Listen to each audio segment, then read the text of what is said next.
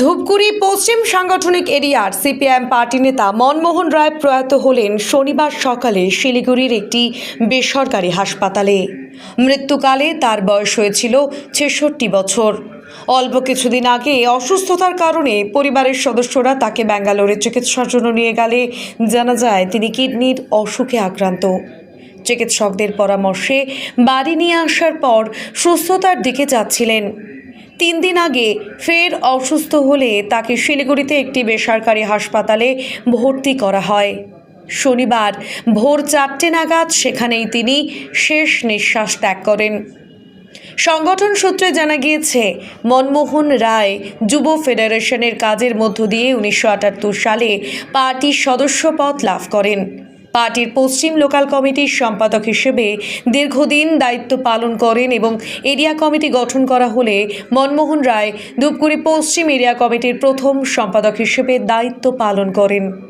পেশায় গধেয়ারকুটি হাই স্কুলের করণিক ছিলেন। জানা যায় এলাকায় অত্যন্ত জনপ্রিয় ছিলেন তিনি।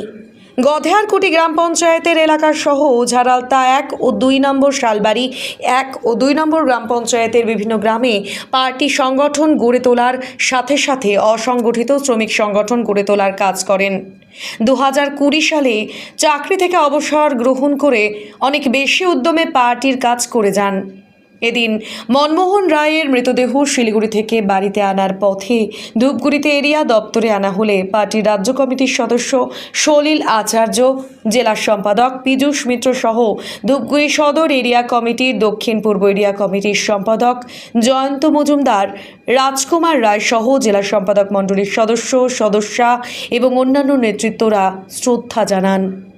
কৃষক সভার জেলা ও থানা কমিটির নেতৃত্ব, সিটু যুব ফেডারেশনের নেতৃত্বরা শ্রদ্ধা জানান। ধূপগুড়ি থেকে কনভয় করে সমস্ত নেতৃত্ব, কর্মী, সমর্থকেরা মরদেহ নিয়ে ডাউকিমারি বাজারে পশ্চিম এরিয়া কমিটির অফিসে পৌঁছালে সেখানে শ্রদ্ধা জানান ধূপগুড়ির প্রাক্তন বিধায়ক এবং একসময় এই লোকাল কমিটির সম্পাদক লক্ষ্মীকান্ত রায়। লাল পতাকা দিয়ে শ্রদ্ধা জানান প্রাক্তন নেতৃত্ব নরেশ সরকার সহ বিভিন্ন গ্রাম থেকে আসা শতাধিক পার্টির সদস্য কর্মীরা। এরপর মরদেহ নিয়ে যাওয়া হয় ভান্ডানি বাজারে পার্টি অফিসে এবং গধেয়ারকুটি হাই স্কুলের প্রাঙ্গণে। সেখানে শ্রদ্ধা জানান অনেকেই। সবশেষে চরচরাবাড়ি গ্রামে নিজের বাসভবনে নিয়ে যাওয়া হয়। এদিন সংগঠনের কর্মী সমর্থকদের পাশাপাশি গ্রামের বহু সাধারণ মানুষ আগে থেকেই অপেক্ষা করছিলেন মনমোহন রায়কে শ্রদ্ধা জানাতে। তার প্রয়াণে গভীর শোকের ছায়া নেমে আসে সমগ্র গ্রামে।